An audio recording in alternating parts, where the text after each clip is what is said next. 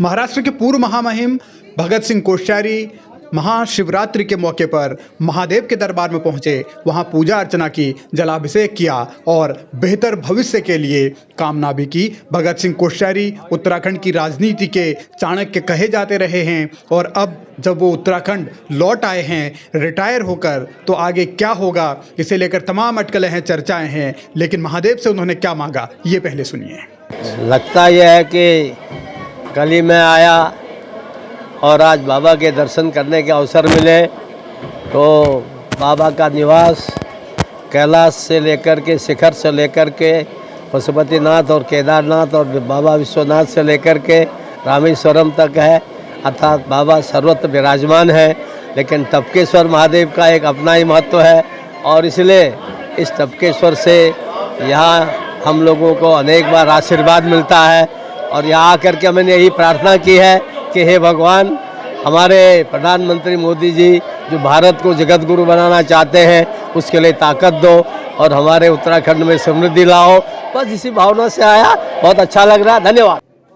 भगत सिंह कोश्यारी का लंबा राजनीतिक सफर रहा है। उनके करियर में तमाम उतार चढ़ाव आए हैं। लोकसभा से लेकर राज्यसभा के सांसद रहे हैं, उत्तराखंड के पूर्व मुख्यमंत्री रहे हैं, अब वो पूर्व राज्यपाल भी हो गए हैं। लंबा तजुर्बा उनका है। आगे किस तरीके से वो उत्तराखंड की राजनीति में रहेंगे, क्या वो सक्रिय राजनीति में लौटेंगे, क्या उत्तराखंड में भगत दा एक नया अध्याय रचेंगे आने वाले दिनों में, इसे लेकर जब सियासी तौर पर चर्चाएं हैं, ये कहा जा रहा है कि क्या भगत सिंह कोश्यारी एक बार फिर से भारतीय जनता पार्टी के नए पावर सेंटर के तौर पर उत्तराखंड में स्टेब्लिश होंगे। इसे लेकर चर्चाएं तो हो रही हैं, लेकिन खुद भगत सिंह कोश्यारी क्या मानते हैं, वो क्या करना चाहते हैं, उनका नजरिया क्या है, उनकी फ्यूचर प्लानिंग क्या है, वो किस तरीके से उत्तराखंड अगर लौटे हैं तो आगे उनकी रणनीति क्या रहेगी, वो किस तरीके से उत्तराखंड से जुड़ेंगे, ये समझिए। क्योंकि उम्र के एक नए पड़ाव पर हूँ और इसलिए मैंने पिछली बार उनसे कहा, मेरी बहुत दिन से इच्छा थी कि अब थोड़ा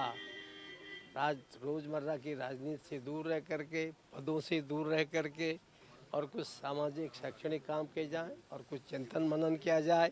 इस दृष्टि से मैंने उनसे बात की, उन्होंने मेरी विनती मान ली। इसके लिए भी मैं उनका आभार प्रकट करता हूं और आप लोगों से यही विनती करता हूं कि उत्तराखंड के उत्थान के लिए जो संभव हो, आजकल विशेष करके हमारे बहुत से क्षेत्र हैं, सामाजिक, शैक्षिक, आपके हॉर्टिकल्चर, एग्रीकल्चर, कितनी चीज़ें हैं, वो सब कैसे आगे बढ़ें और कैसे स्वावलंबी हो, उस दृष्टि से आगे बढ़ें। उसी दृष्टि से उसी दिशा में जो प्रयास होगा। उम्र और तजुर्बे का हवाला देकर भगत सिंह कोश्यारी ने फिलहाल ये तो साफ साफ संकेत दिए हैं कि वो एक्टिव पॉलिटिक्स में अब रहना नहीं चाहते। हाँ, उत्तराखंड की सेवा के लिए उनसे जो कुछ हो सकेगा वो जरूर करेंगे। भगत सिंह कोश्यारी जी हमारे राज्य के बहुत वरिष्ठ नेता हैं। उनके मार्गदर्शन में अनेकों कार्यकर्ता खड़े हुए हैं।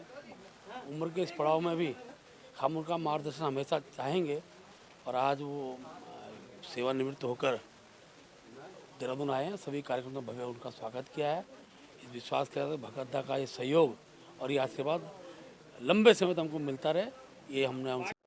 बीजेपी चाहती है भगत दा का आशीर्वाद मिलता रहे। हालांकि इन दिनों बीजेपी के अच्छे दिन हैं, ऐसे में भारतीय जनता पार्टी की मौजूदा लीडरशिप आने वाले दिनों में भगत दा को कितना पूछेगी, उनकी राय को कितनी तरजीह देगी, ये तो कहा नहीं जा सकता। लेकिन इतना जरूर है कि उत्तराखंड की राजनीति में बीजेपी के जो मौजूदा चेहरे हैं, जो नेतृत्व है, वो सब भगत दा की उंगलियां पकड़कर ही आगे बढ़े हैं। तो आने वाले वक्त में भगत दा की भूमिका क्या रहेगी, वो किस तरीके से पार्टी को दिशा निर्देश देंगे, क्या उनके दिशा निर्देश फॉलो होंगे, माने जाएंगे, इसका भी इंतजार करना पड़ेगा।